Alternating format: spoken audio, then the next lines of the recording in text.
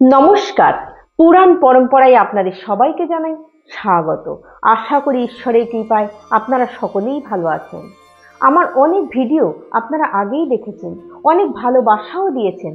আপনাদের অনেকের ডিমান্ড ছিল আমি ফেস ভিডিও করি, তাই এই প্রথমবার আপনাদের সামনে আসা। আর এই প্রথমবারে আপনাদের সামনে এমন এক চমকপ্রদ সত্য ঘটনা নিয়ে এসেছি যা শুনলে আপনারা আশ্চর্য হয়ে যাবেন। আপনারা কি কখনো শুনেছেন নপুংসকের পুত্র সন্তান হয়, আর সেই পুত্র সন্তানের জীবন শুরুই হলো কিনা অমৃত দিয়ে? তাহলে আসুন আর দেরি না করে ভিডিওটি শুরু করা যাক। কিন্তু তার আগে এখনো যারা আমার চ্যানেলটিকে সাবস্ক্রাইব করেননি তারা এখনই চ্যানেলটিকে সাবস্ক্রাইব করে নিন, কারণ এই রকম নিত্য নতুন চমকপ্রদ অনেক ঘটনা আপনাদের সামনে আসতে চলেছে। আমাদের আদি পুরুষ ছিলেন নিরঞ্জন, তার 3 পুত্র ব্রহ্মা, বিষ্ণু এবং মহেশ্বর, এবং তার একটি কন্যা কন্দিনী। এই কন্দিনীর সঙ্গেই বিবাহ হয় জরৎকারু মুনির, এবং তাদের একটি কন্যা সন্তান হয়, তার নাম ভানু। এবং এই ভানুর সঙ্গে বিবাহ হয় যমদগ্নি মুনির, এবং তাদের পুত্রের নাম হলো মরিচ। এই মরিচের পুত্রই হলেন আমাদের কশ্যপ মহামুনি, এবং তার পুত্র হলেন সূর্য নারায়ণ। এই সূর্য নারায়ণের পর আরো 3 পুরুষ পরে জন্ম হয় আমাদের গল্পের নায়ক যুবনাশ্য। কন্দক রাজার কন্যা কালনেমির সঙ্গে তার বিবাহ হয়, কিন্তু বিবাহের কিছুদিন পরে কালনেমি জানতে পারেন যে তাদের কখনোই কোনো সন্তান হবে না। এই কথা জানতে পেরে অনেক দুঃখে স্বামীর গৃহ ছেড়ে তিনি চলে গেলেন পিত্রালয়ে। নিজের লজ্জা সম্বরণ করে পিতাকে তিনি অকপটে সব কথা বললেন। পিতা জামাইয়ের অক্ষমতার কথা জানতে পেরে ভীষণ রেগে গিয়ে তাকে অভিশাপ দিলেন। যুবনাশ্য শ্বশুরের অভিশাপ মাথায় নিয়ে অযোধ্যা ছেড়ে চলে গেলেন তপস্যা করতে। দীর্ঘদিন তপস্যা করার পর তিনি অযোধ্যায় ফিরে এসে ব্রাহ্মণদের প্রণাম করে বললেন, হে দ্বিজ, কৃপা করে আপনি আমায় আশীর্বাদ করুন, আমার যেন পুত্র সন্তান লাভ হয়। তখন ব্রাহ্মণ স্মিত হেসে বললেন, হে রাজন, কেমন করে আপনার পুত্র সন্তান হবে? আপনার পত্নীর সঙ্গে তো আপনার কখনো দেখাই হবে না। তখন রাজা আকুল কণ্ঠে ক্রন্দন করতে লাগলেন। তখন ব্রাহ্মণ বললেন, হে রাজন, আপনি যদি একটা যজ্ঞ করতে পারেন তাহলে আপনার পুত্র সন্তান অবশ্যই প্রাপ্ত হবে, আর সেই সঙ্গে আপনি আপনার শ্বশুরের অভিশাপ থেকেও মুক্ত হতে পারবেন।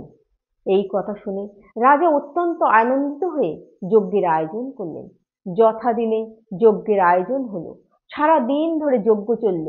সন্ধ্যার পর ব্রাহ্মণগণ এক ঘটি মন্ত্রপুত জল রাজামশাইয়ের হাতে দিয়ে বললেন, হে রাজন, কৃপা করে এই মন্ত্রপুত জল আপনি সুরক্ষিত রাখুন। এই জল রানীমা পান করলেই তিনি গর্ভবতী হবেন। এই কথা শুনে রাজা অত্যন্ত খুশি হয়ে সেই জলপূর্ণ ঘর নিয়ে নিজের শয়নকক্ষে রেখে দিলেন।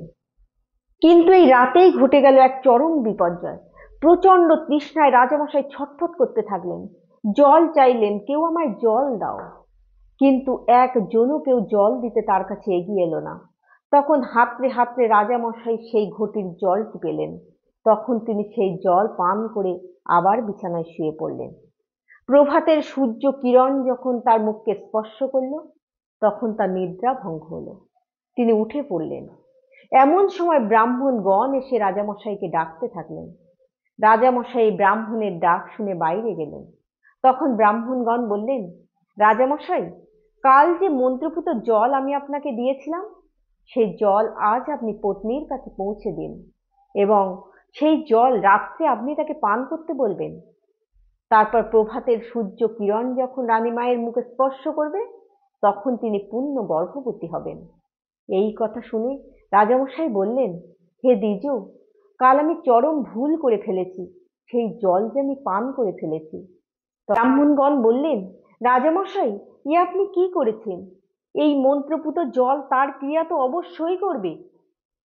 তখন রাজামশাই বললেন, ব্রাহ্মণগণ, আপনারা কিছু একটা উপায় করুন। তখন দ্বিজ বললেন, না রাজামশাই, আমাদের এখন আর কিছুই করার নেই। রাজা এখন কি করবেন কিছুই ভেবে ঠিক করতে পারছেন না, কিন্তু তার সন্তানের মুখ থেকে পিতা ডাক শোনার আকুল ইচ্ছা। তাই তিনি দিন গুনতে থাকলেন। এমনি করে দিন যায়, মাস যায়, বছর যায়। রাজার উদরের স্ফীতি জানিয়ে দেয় যে তিনি গর্ভ ধারণ করেছেন। এমনি করে 100 বছর পার হয়ে গেল। তারপর হঠাৎ একদিন তার প্রসব যন্ত্রণা শুরু হলো। এত যন্ত্রণা যে তিনি সহ্য করতে পারছেন না। তবুও সন্তানের মুখ থেকে পিতা ডাক শোনার জন্য তিনি সেই যন্ত্রণা সহ্য করতে থাকলেন। হঠাৎ এক সময় তার পেটের বাঁ দিক চিরে জন্ম হলো এক পুত্র সন্তানের। কিন্তু সেই প্রসব যন্ত্রণা এতটাই তীব্র ছিল যে তিনি সহ্য না করতে পেরে মারা গেলেন। সন্তানের মুখ থেকে পিতা ডাক শোনা তার আর হলো না। স্বর্গ থেকে দেবতারা দেখতে এলেন এই শিশু সন্তানটিকে।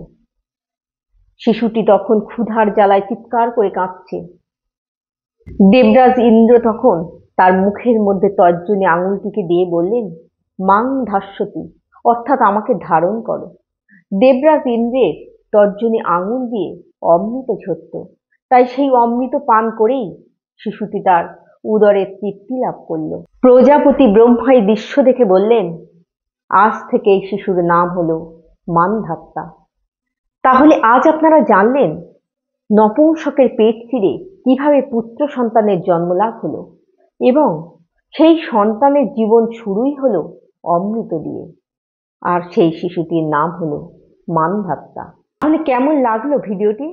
যদি ভালো লেগে থাকে তাহলে অবশ্যই লাইক ও শেয়ার করবেন। আগামী পর্বে আপনারা জানবেন এই মানধাত্তা অর্থাৎ এই অনাথ শিশুটির বীরত্ব কাহিনী, যা আজও মানুষের মুখে মুখে ফেরে মানধাত্তার আমল বলে। তা কিভাবে সম্ভব হলো এবং সূর্য বংশ কিভাবে ধ্বংস হয়ে গেল এবং তারও পরবর্তীকালে আপনারা শুনবেন ডাল ভেঙে ফুল পাড়লে কত বড় ক্ষতি হতে পারে। রাজা হরিশ্চন্দ্রের সঙ্গেই বা তার কি সম্পর্ক? তাহলে আসুন, আগামী ভিডিওর জন্য আপনাদের সকলের আমন্ত্রণ রইল। আজ তবে এই পর্যন্ত। আপনারা সবাই ভালো থাকুন, সুস্থ থাকুন। নমস্কার।